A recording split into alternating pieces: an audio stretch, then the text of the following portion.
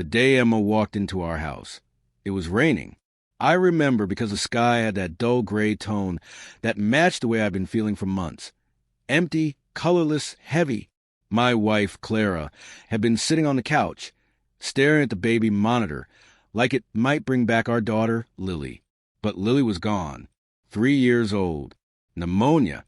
1 week, and she was gone. We didn't talk much after that. The house became a museum, quiet, perfect, and lifeless, until we decided to adopt. Maybe it was an act of survival, or maybe guilt. I don't know. But when we brought baby Noah home, it was like we were holding a second chance in our arms. Still, we couldn't do it alone. Clara was fragile, and I was buried in work. So we hired a nanny. Her name was Emma Collins. Mid-20s, soft voice, calm eyes.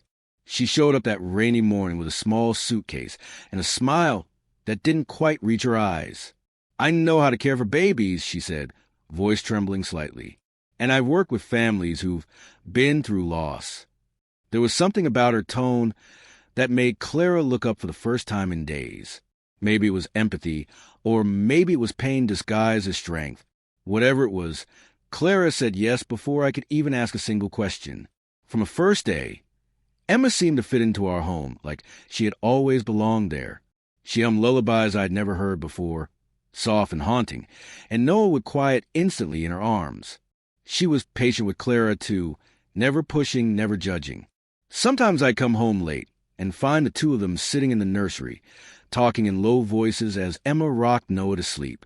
But then little things began to feel strange.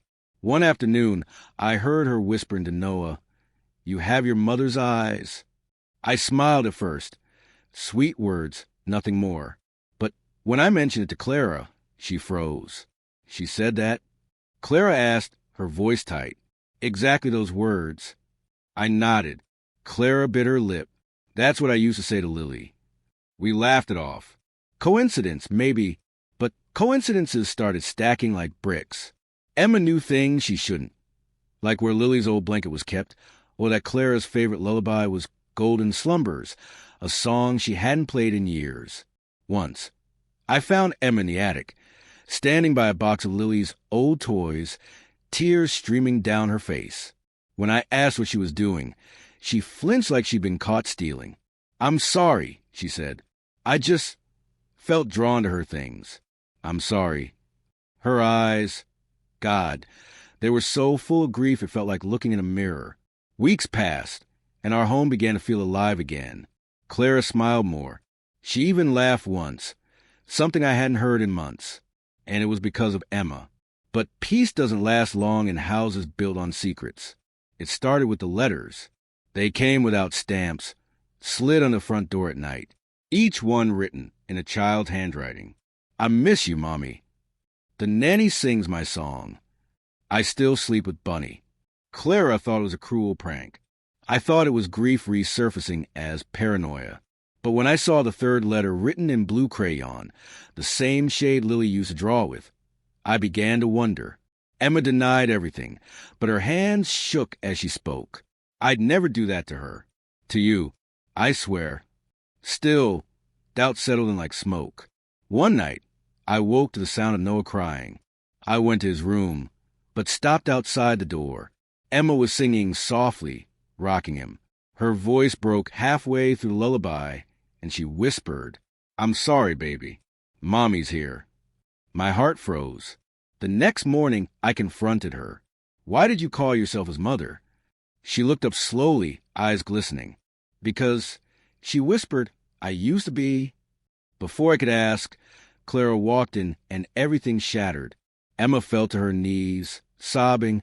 "You don't understand. I didn't come here to hurt anyone. I just wanted to see him." "See who?" Clara demanded. Emma's next words turned our world upside down. "Your son. Noah. He's my baby." For a few seconds, no one moved. Only the rain tapping against the window and the faint whimper of baby Noah filled the silence. Then Clara's voice sliced through the air like broken glass. "What did you just say?" Emma trembled. Her hands clasped together, knuckles white. "Please, let me explain." I stepped between them. "Explain what?" Are you saying? Yes, she cried. Noah's my son. He's mine. Clara shook her head in disbelief, backing away as if the words themselves were poisonous. That's impossible. We adopted Noah legally.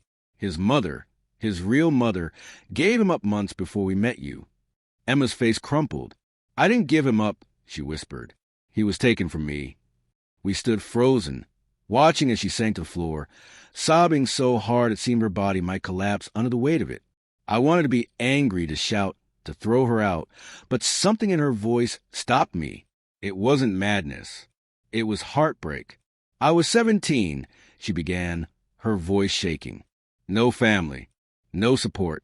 I got pregnant after running away from an abusive home.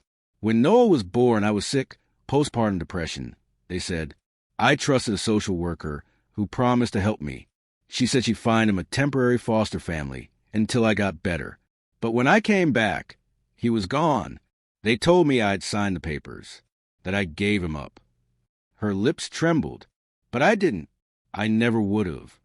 Clara covered her mouth, her eyes filling with tears. I tried to find him for 2 years, Emma continued. Every door was shut in my face. Then one day, I saw your adoption announcement online. The photo of your baby, his birthmark on his neck. It was him, my son, my Noah. She looked up at us, her eyes glistening with desperate truth. I didn't come here to steal him back. I came because I couldn't live without seeing him again. Just once. The room was spinning. I didn't know what to believe. Clara stood stiff, her tears silent, her gaze locked on Emma like she was staring at a ghost. How could this happen? I whispered. The agency. They lied, Emma said. They forged documents. I have proof.